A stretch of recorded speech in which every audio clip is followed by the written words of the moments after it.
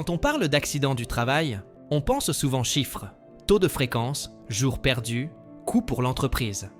Mais derrière chaque accident, il y a un visage, un prénom, une histoire, une famille, des proches et des collègues. Et surtout, un impact humain profond qu'on mesure rarement. Aujourd'hui, on parle du coût émotionnel des accidents, ce qu'on vit quand ça arrive, ce qui change après, et comment on peut se reconstruire.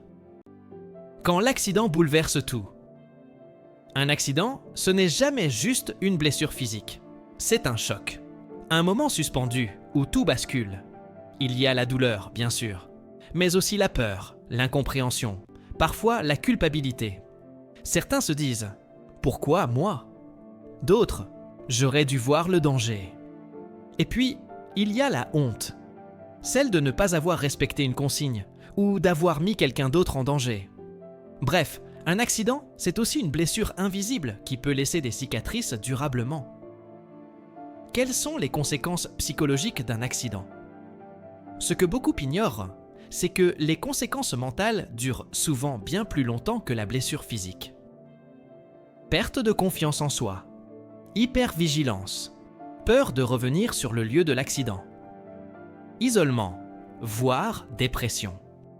Certaines victimes d'accidents revivent la scène en boucle. D'autres ne veulent attendre plus parler de ce qui s'est passé. Et ça touche aussi les collègues, les témoins, les encadrants.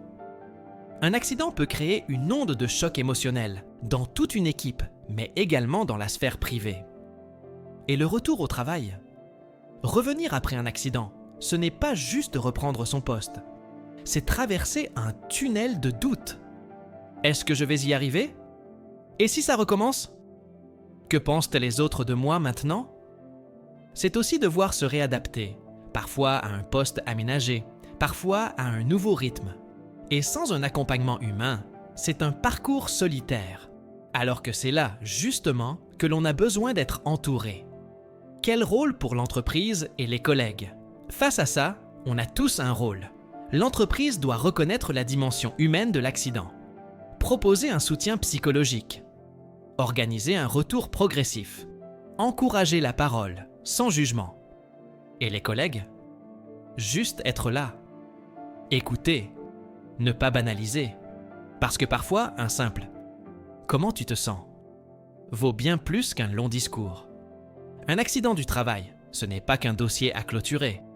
C'est une histoire humaine à comprendre, un parcours de reconstruction à accompagner et une culture à faire évoluer vers plus d'attention, plus d'écoute, plus d'humanité. Merci d'avoir regardé. Et n'oubliez pas, la sécurité, ce n'est pas que des règles. C'est avant tout prendre soin les uns des autres.